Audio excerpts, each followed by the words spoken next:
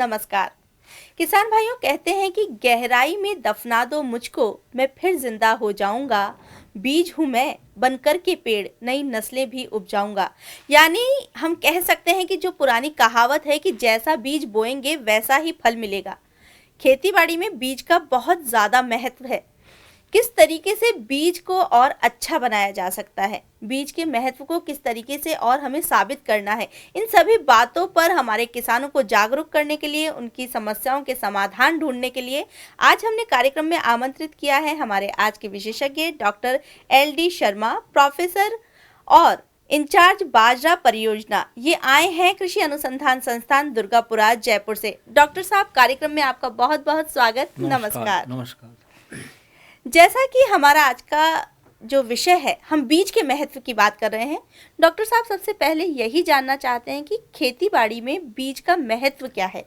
किसी भी फसलोत्पादन में बीज एक मुख्य आदान है, क्योंकि बीज के ऊपर जो उत्पादन है उस फसल का वो कम से कम 50% निर्भर करता है। और बीज के बाद में ही अपन इसमें सिंचाई और इसमें जो खाद बीज ये उसके बाद में आते हैं। जो मुख्य रूप से आदान जो है वो बीज है। हम सब जानते हैं कि राजस्थान में बाजरा सबसे ज्यादा खाया जाता है। खाद्यान्न फसल जो है मुख्य रूप से बाजरा है राजस्थान की। और अगर खरीफ फसलों की भी बात करें तो राजस्थान में मुख्य फसल के रूप में खरीफ में आता है बाजरा।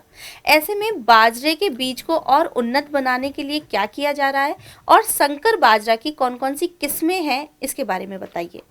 बाजरा में अपन दो तरीके की जो किस्में हैं वो किसान काम में लेते हैं। एक संकर किस्म होती है, एक कंपोजिट होती है। कंपोजिट को किसान 2 से 3 वर्ष तक काम में ले सकता है, और संकर किस्म का बीज किसान को हर वर्ष बदलना पड़ता है। और संकर किस्मों में कई तरीके की किस्में जो है प्रचलन में है, जिसमें RHB 233 है, 234 है, RHB 173 है, RHB 177 है, MPMS 17 है। कई संकर किस्मों का किसान प्रयोग कर रहे हैं, जो कि भारत सरकार द्वारा चिन्हित है। डॉक्टर साहब, अभी आपने नाम लिया कंपोजिट बीज और संकर बीज, तो आप ये बताइए इन दोनों में क्या तो अंतर है, और कंपोजिट बीज को तैयार करने की क्या विधि है। कंपोजिट बीज जो है वो किसान 2 से 3 वर्ष तक काम में ले सकता है, और कंपोजिट बीज पैदा करना थोड़ा आसान है संकर किस्म के बनस्पत। अच्छा। क्योंकि कंपोजिट जो बीज होता है वो 15 से 20 लाइनें, जो हमारी जो सेलेक्टेड लाइनें होती है जिनका हम चयन करते हैं, उनसे हम कंपोजिट किस्म बनाते हैं। तो कंपोजिट किस्म का जो बीज होता है वो एक पृथक्करण की एक दूरी रखते हुए अपन एक आइसोलेशन में उसको बना सकते हैं और उसको मल्टीप्लाई कर सकते हैं, जिसको कि अपन 2 से 3 साल तक काम में ले सकते हैं। जबकि संकर किस्म में अलग अलग 3 लाइनों का अपन चयन करके और उसका उत्पादन कर सकते हैं। जी डॉक्टर साहब, अब हम यही जानना चाहते हैं कि जो संकर बीज की आपने बात की है और लाइनों की बात की है, वो कौन सी लाइनें हैं, किस तरीके से इसका उपयोग हम बीज उत्पादन को और बेहतर बनाने के लिए करते हैं, ये बताइए। बाजरे में संकर बीज उत्पादन के लिए मुख्य रूप से 3 लाइनों का अपन प्रयोग करते हैं। एक A लाइन होती है, एक B लाइन और एक R लाइन। तीनों लाइनों का विकास अलग अलग रूप से किया जाता है, और इनका जो प्रजनक बीज है वो हमारे संस्थान द्वारा तैयार किया जाता है। और A लाइन जो होती है उस पे जो बीज बनता है वो अपना संकर किस्म का बीज होता है। और इनको मेंटेन करने के लिए या इनको डेवलप करने के लिए A लाइन को अपन B लाइन से क्रॉस कराते हैं, और संकर किस्म बनाने के लिए A लाइन को R लाइन से क्रॉस कराते हैं। जी डॉक्टर साहब, आपने कहा कि A, B और R लाइन से ही हम संकर बाजरा तैयार करते हैं, तो प्रश्न ये उठता है, एक जिज्ञासा उठती है मन में कि ये A लाइन आखिर है क्या, इसके बारे में बताइए। A लाइन जो होती है वो मादा लाइन है, जिसको अपन मेल स्टाइल लाइन बोलते हैं। अपनी जो A लाइन है वो मादा लाइन में इसलिए बता रहा हूँ कि इसमें परागकण नहीं आते हैं, और परागकण अपन दूसरा भी जिस पौधे का अपन चाहते हैं उसमें संक्रमण कराना या उसका क्रॉस कराना, वो अपन परागकण दूसरे पौधे के ला करके उसको अपन क्रॉस करा सकते हैं। जी डॉक्टर साहब, अब तो मेरी जिज्ञासा और भी ज़्यादा बढ़ गई है ये जानने के लिए कि जिस तरीके से आपने A लाइन के बारे में बताया, तो ये भी बताइए कि B लाइन क्या है, इसका क्या महत्व है। A लाइन को बनाने के लिए अपन को B लाइन से क्रॉस कराना पड़ता है, जिसको कि अपन एक मेंटेनर लाइन बोलते हैं। B लाइन को हमेशा मेंटेनर इसलिए बोलते हैं कि पर्टिकुलर वो जो A लाइन है, जो मेल स्टाइल लाइन है, जो मादा लाइन है, उसका बीज बनाने के लिए B लाइन को काम में लेते हैं, ताकि उसका B लाइन का परागण से अपन संकरण कराएंगे तो जो बीज बनेगा वो A लाइन का बनेगा। इसके लिए अपन इसको मेंटेनर लाइन को लेते हैं और मेंटेनर लाइन का बीज बनाने के लिए सिंपल अपन पृथक्करण की दूरी रखते हुए एक फील्ड में ये बी लाइन लगा लेंगे तो उसका बीज उत्पादन सीधा सीधा बी लाइन का हो जाएगा। जी डॉक्टर साहब, आपने ए लाइन और बी लाइन के बारे में बताया, तो अब कहीं ना कहीं मेरे मन में ये भी बात आ रही है कि जो आपने आर लाइन का जिक्र किया था, क्या वो इन लोगों के सहयोग के लिए, ए और बी लाइन के सहयोग के लिए है, या उसका क्या उपयोग है, इसके बारे में बताइए। जब ए लाइन का बीज अपन को मिल गया बी से क्रॉस कराने के बाद में, तो यहाँ तक का जो प्रक्रिया होती है वो प्रजनक बीज और आधार बीज की होती है। लेकिन जैसे ही अपन बात करते हैं सर्टिफाइड की, प्रमाणित बीज या संकर बीज की, तो उस स्थिति में अपन को ए लाइन को आर लाइन से क्रॉस कराना पड़ता है। और आर लाइन वो लाइन है जिससे कि ए को क्रॉस कराते ही आपको संकर बीज मिल जाए। तो वो हमारा बीज ये जो नई वैरायटी, जो नई किस्म जो विकसित करते हैं, उसी समय हम एक विशेष रूप से एक आर लाइन को चयन करते हैं जिससे कि ए लाइन को क्रॉस कराएं, और ए को क्रॉस कराने के बाद में जो बीज मिलेगा उसको अपन प्रमाणित बीज या संकर बीज बोलेंगे। डॉक्टर साहब, ये तो आपने बता दिया कि संकर बीज बनाने के लिए हमें ए लाइन को आर लाइन से क्रॉस करना है, लेकिन बाजरे का संकर बीज बनाने के लिए ए लाइन का बीज तैयार करने की विधि क्या है, इसके बारे में भी बताइए। ए लाइन का बीज, मेल स्टाइल लाइन का बीज बाजरे में पैदा करने के लिए एक स्पेसिफिक पृथक्करण की दूरी, जिसको ये आइसोलेशन बोलते हैं। आइसोलेशन का मतलब पृथक्करण की दूरी का हुआ कि दूसरे जो बाजरा लगा हुआ है अपना, जो बाजरे के खेत हैं, उनसे उसकी एक दूरी रखे ताकि वो परागण उठ करके नहीं आए। ऐसा खेत का चयन करने के बाद में उसमें अपन ए लाइन की 4 या 6 लाइन लगा लेते हैं और बी लाइन की 1 या 2 लाइन लगाते हैं।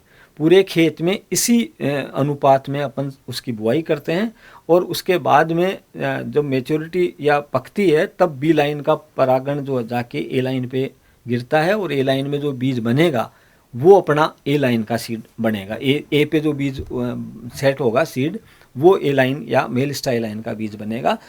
और उसके बाद में वो ए लाइन जब मिल गई अपन को, तो उसको अपन फिर आर लाइन से क्रॉस कराते हैं, और आर लाइन में भी अनुपात लाइनों का वो ही रखते हैं जिसमें कि 4 या 6 लाइन ए की और 1 या 2 लाइन आर लाइन लगाते हैं, जिससे कि आर लाइन का परागण उड़ करके ए लाइन पे जाएगा, और ए लाइन पे जो बीज बनेगा वो अपना संकर बीज होगा और या प्रमाणित बीज होगा। ये लाइन संकर होगी। लेकिन इसके साथ में अगर अपन देखेंगे तो बी लाइन और आर लाइन का बीज भी बनाना पड़ेगा। उसके लिए ए लाइन और बी लाइन और आर लाइन का अलग से खेत का चयन करते हुए, उसमें पृथक्करण की दूरी का ध्यान रखते हुए बी लाइन का और आर लाइन का एक ही तरीके से बीज उत्पादन किया जा सकता है। डॉक्टर साहब, अभी आपने कहा पृथक्करण, आइसोलेशन का शब्द आपने इस्तेमाल किया, तो ये क्यों ज़रूरी है और इससे हम बीज को कैसे तैयार करते हैं, दूरी कैसी रखनी चाहिए, इसके बारे में बताइए। बाजरा बीज उत्पादन में पृथक्करण दूरी जो है, आइसोलेशन डिस्टेंस जो है, ये मुख्य बिंदु है, क्योंकि ये परपरागित फसल है। इसके जो परागण है वो कई किलोमीटर तक उड़ करके जा सकते हैं, इसलिए इसमें मुख्य रूप से संकर बीज उत्पादन में आइसोलेशन जो है वो एक इम्पोर्टेंट बिंदु है। और आइसोलेशन डिस्टेंस उसको बोलते हैं जिसमें कि जहाँ अपन बीज उत्पादन कार्यक्रम ले रहे हैं उस फील्ड से, उस खेत से लेकर के दूसरा जो फील्ड है बाजरे का, चाहे वो उसी वैरायटी का है, चाहे दूसरी वैरायटी का है, चाहे कॉमर्शियल प्रोडक्शन ले रहा है किसान, उससे अगर अपन प्रजनक बीज बना रहे हैं या आधार बीज बना रहे हैं तो 1 किलोमीटर, कम से कम 1000 मीटर की दूरी उससे रखनी चाहिए, क्योंकि इसका जो परागण है वो काफ़ी दूर तक हवा में उड़ के जा सकता है और वो उसको कंटेमिनेट कर सकता है। जो अपना जो प्रोडक्शन जो प्रोग्राम है, जो बीज उत्पादन का कार्यक्रम है या बीज की जो प्योरिटी है, उसको कंटेमिनेट कर सकता है। तो आधार बीज और प्रजनक बीज में आपको 1000 मीटर की दूरी रखते हुए ध्यान रखना है, और प्रमाणित बीज या संकर बीज अगर अपन बना रहे हैं तो उसमें 200 मीटर की दूरी दूसरे जो बाजरे का खेत है उससे रखनी पड़ेगी अपन को। जी किसान भाइयों, डॉक्टर साहब ने जो तकनीकी भाषा में बताया उसे मैं साधारण भाषा में आपको ये बता दूं कि जब आप आधार बीज बाजरे का तैयार कर रहे हैं उस वक्त 1 किलोमीटर के दायरे में दूसरा बाजरे का खेत नहीं होना चाहिए। क्यों नहीं होना चाहिए? क्योंकि जो परागण उड़ेंगे अगर वो दूसरे खेत में भी चले जाते हैं तो जिस गुणवत्ता का बीज हम संकर बाजरे का बनाना चाह रहे हैं वो नहीं बन पाएगा, उसकी गुणवत्ता में कहीं ना कहीं कमी आ जाएगी। मैं ठीक कह रही हूँ डॉक्टर साहब? हाँ, आप बिल्कुल सही कह रहे हैं कि ये मुख्य रूप से जो पृथक्करण की दूरी है, जो आइसोलेशन, जो डिस्टेंस है, वो मोटे मोटे रूप से आपने जो बताई किसान भाइयों को कि 1 किलोमीटर की दूरी आधार बीज उत्पादन में अपन को रखनी ही चाहिए ताकि उसकी गुणवत्ता प्रभावित नहीं। अब हम डॉक्टर साहब से यही पूछना चाहते हैं कि जब हम संकर बाजरा का उत्पादन करना चाह रहे हैं, ऐसे में मौसम की कैसी परिस्थितियां होनी चाहिए, और विशेष तौर से हमारे प्रदेश राजस्थान के बारे में हम बात करें कि किन क्षेत्रों में संकर बाजरा का उत्पादन हम कर सकते हैं, ये बताइए। बाजरा बीज उत्पादन कार्यक्रम के लिए मौसम की परिस्थिति के लिए आपने जो पूछा है, मौसम जो है बाजरा बीज उत्पादन में गर्म हो, लेकिन उसमें ह्यूमिड हो, नमी हो, आर्द्रता बनी रहे, ताकि उसमें बीज की जो सीड की जो सेटिंग होती है, ईयर हेड में जो बीज बनता है वो 100% बन सके, ये अपन को उसमें ध्यान रखना है। बीज उत्पादन कार्यक्रम जब भी अपन लें तो उसमें अपन को ये ध्यान रखना है कि 30 से 35 डिग्री टेम्परेचर के आसपास में इसका जो है वो तापमान रहे, ताकि उसमें बीज की जो सेटिंग है सीड की वो 100% हो सके। और बीज उत्पादन कार्यक्रम जहाँ भी ले रहे हैं अपन, जिस खेत में ले रहे हैं, वहाँ मूलभूत रूप से आप पानी की व्यवस्था होनी चाहिए, वहाँ जो मिट्टी है वो उर्वरा होनी चाहिए ताकि उसका उत्पादन अच्छे से हो सके। जी डॉक्टर साहब, अभी आपने अपनी बातचीत में कहा पानी की भी सुविधा अच्छी होनी चाहिए, और जाहिर सी बात है खेती बाड़ी कर रहे हैं तो पानी तो चाहिए ही, मगर हमारा प्रदेश राजस्थान जहां पानी की कमी है, ऐसे में संकर बाजरे का बीज जब हम उत्पादित कर रहे हैं, पानी की सिंचाई की क्या व्यवस्था होनी चाहिए, इसके बारे में बताइए। बाजरे का सिंपल जो ग्रेन प्रोडक्शन लेते हैं अपन, वो बाजरा कहीं भी उगाया जा सकता है, कहीं भी लगाया जा सकता है, चाहे एक बारिश आए चाहे 2 बारिश आए। लेकिन जब बीज उत्पादन की बात आती है जी, तो उसमें मैंने पहले भी बताया आपको, एंश्योर्ड इरिगेशन, यानी कि पानी की व्यवस्था तो होनी ही होनी चाहिए, क्योंकि कम से कम 6 से 7 जो है अपन इसमें सिंचाई की आवश्यकता पड़ती है पानी की। और अगर पानी इसमें समय पर उपलब्ध नहीं हुआ, जैसे कि उसमें बूटिंग आ रही है, ईयर हेड आ रहा है, टीलरिंग आ रही है, ऐसी जो क्रिटिकल जो स्टेजेज है उस टाइम अगर आपने पानी नहीं दिया है, सीड सेटिंग हो रही है, जब उसमें सिट्टे में दाना बन रहा है, उस वक्त अगर उसमें पानी की व्यवस्था नहीं होती है तो उसकी क्वालिटी भी प्रभावित होती है और उसका उत्पादन भी प्रभावित होता है। बाजरे की संकर किस्म के लिए कौन सी मिट्टी है जो उपयुक्त रहती है? वैसे तो बाजरा मैंने बताया आपको कि पूरे राजस्थान में ही बाजरे का उत्पादन लिया जा सकता है, चाहे वो बालू मिट्टी है, चाहे आपके टीले हैं, चाहे कैसी भी मिट्टी है। लेकिन बीज उत्पादन का अगर कार्यक्रम लेना है तो आपको सैंडी लोम मिट्टी पे ही जाना पड़ेगा, यानी कि उसमें उर्वरा उसकी अच्छी हो और बिल्कुल बालू मिट्टी नहीं हो, क्योंकि उसमें आपका बीज उत्पादन कार्यक्रम सफलतापूर्वक नहीं किया जा सकता है। जी डॉक्टर साहब, अभी आपने मिट्टी और पानी के महत्व के बारे में तो बताया ही किस तरीके की होनी चाहिए, लेकिन कई बार ऐसा होता है जब हम विशेष तौर से बात करें बीज उत्पादन कार्यक्रम ले रहे हैं, ऐसे में बीज की जो उत्पादित फसल है, जो हमारे पास उत्पाद आ रहा है, उसकी गुणवत्ता की हम बात करते हैं कि वो बहुत अच्छा होना चाहिए, लेकिन कई बार खेत में अलग अलग तरीके के पौधे आते हैं, क्या वो हमारी गुणवत्ता को असर डालते हैं? क्या उससे हमारी गुणवत्ता प्रभावित होती है, और अगर होती है तो उसका किस तरीके से हमें सामना करना चाहिए या निदान करना चाहिए? बाजरे के बीज उत्पादन में आपने जो बताया कि खेत में अलग अलग तरीके के पौधे दिखाई देने लग जाते हैं बीज उत्पादन वाले फील्ड में या खेत में, तो उसके लिए हमारे एक विशेष रूप से जो होता है वो एक रोगिंग जिसको अपन बोलते हैं, कि बीज उत्पादन कार्यक्रम जो ले रहे हैं उसमें कंटिन्यूअस लगातार अपन को जब तक कि वो पक नहीं जाए तब तक अपन को रोगिंग करते रहना चाहिए। कि आपका बीज का उत्पादन कार्यक्रम ले रहे हैं उसमें जो ओपटाई प्लांट हैं, जो अलग हटके पौधे हैं, उनको आप समय पे ही निकाल दें, परागण बने उससे पहले ही उनको हटा दें, ताकि परफेक्ट रोगिंग हो जाएगी और बीज उत्पादन कार्यक्रम में आपके बीज की गुणवत्ता भी बनी रहेगी। इसके साथ साथ में विशेष रूप से जो अपन को ध्यान रखना है कि मेल स्टाइल लाइन जो है, जो मादा लाइन है जिस पे कि अपन को संकर बीज प्राप्त होगा, उस लाइन में भी अपन को पोलन सेडर मिल सकते हैं। यानी कि पोलन सेडर का मतलब हुआ कि उसमें भी किसी सिट्टे को देखोगे तो किसी में परागण बन सकते हैं। वो इसलिए बनते हैं कि जब ए लाइन को बी लाइन से अपन क्रॉस करा रहे होते हैं तो कहीं न कहीं बी लाइन का कंटेमिनेशन या उसमें मिश्रण होने के चांसेस रहते हैं।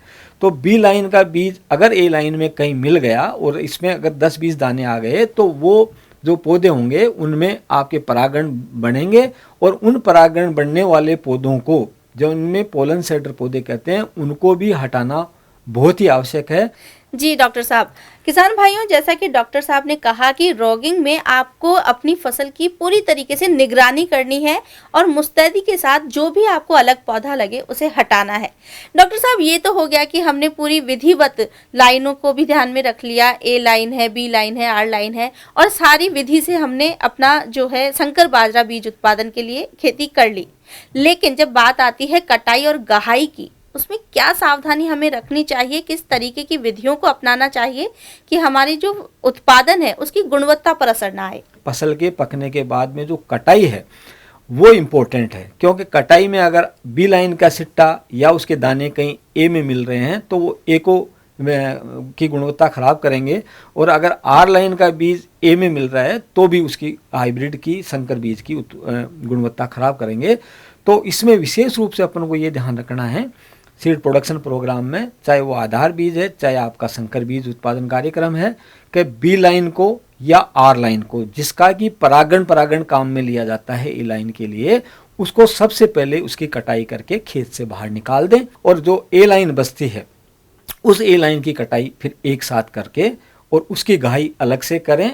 घाई में इनको अलग से ही ए लाइन की घाई करके और उसका मॉइस्चर जो लेवल है, नमी जो प्रतिशत है, ऑप्टिमम आ जाए, तब तक उसको खेत में रखते हुए उसके बाद में उसकी पैकिंग और ग्रेडिंग करनी है। ये विशेष रूप से बीज उत्पादन कार्यक्रम में अपन को ध्यान रखना है। ए लाइन जो मैंने बताया कि ए लाइन की जो कटाई करेंगे अपन, उस कटाई के साथ में ही उसको थ्रेसिंग फ्लोर है जहाँ पे अपन को घाई करनी है वो विशेष रूप से साफ किया हुआ होना चाहिए, और उसी पे अपन को इसको एक जगह ले जाके रखना चाहिए। और इसमें किसी तरीके का बी लाइन का, आर लाइन का सिट्टा या और किसी तरीके का कोई कंटेमिनेशन इसमें नहीं रहना चाहिए। जी डॉक्टर साहब, अब चलते चलते हम ये जानना चाहते हैं कि जो संकर बाजरा के बीज उत्पादन कार्यक्रम है, इसमें कौन कौन सी नई किस्में विकसित की जा रही हैं, वर्तमान में कौन सी किस्में हैं? इसमें हम 3 कैटेगरी की किस्में विकसित कर रहे हैं, एक शीघ्र पकने वाली, एक मध्य समय में पकने वाली और एक देरी से पकने वाली। तो विशेष रूप से अगर राजस्थान को लेते हैं अपन, तो राजस्थान का ज़्यादातर हिस्सा A1 जोन में आता है, जहाँ की बारिश बहुत कम होती है। उसमें शीघ्र पकने वाली अपन किस्में विकसित कर रहे हैं, और शीघ्र पकने वाली किस्में ही वहाँ पे काम में किसानों को लेनी चाहिए। इसके लिए हमने RHB 177 और RHB 223 किस्म विकसित कर रखी है, जो 70 से 72 दिन में पक के तैयार हो जाती है। A जोन के लिए RHB 173 है, MPMS 17 है, जो मध्य समय में यानी कि 80 दिन में पक करके तैयार हो जाती है। ये हमारी अभी जो समय में चल रही है जो किस्में हैं। इसके साथ में ही हम जो लेटेस्ट जो वैरायटी की हमने विकसित की है वो है RHB 233, RHB 234, जो कि बायोफोर्टिफाइड किस्में हैं, जिनमें आयरन और जिंक की मात्रा ज़्यादा है, और आने वाले समय में 1-2 साल में किसानों को ये इनका बीज मिलना शुरू हो जाएगा। डॉक्टर साहब, आप कार्यक्रम में आए और बहुत ही अच्छी जानकारी आपने हमें दी कि संकर बाजरा बीज उत्पादन कार्यक्रम में क्या क्या बातें हमारे किसानों को ध्यान रखनी है और किस तरीके से सफल बीज उत्पादक वो बन सकते हैं। आपका इसके लिए बहुत बहुत धन्यवाद।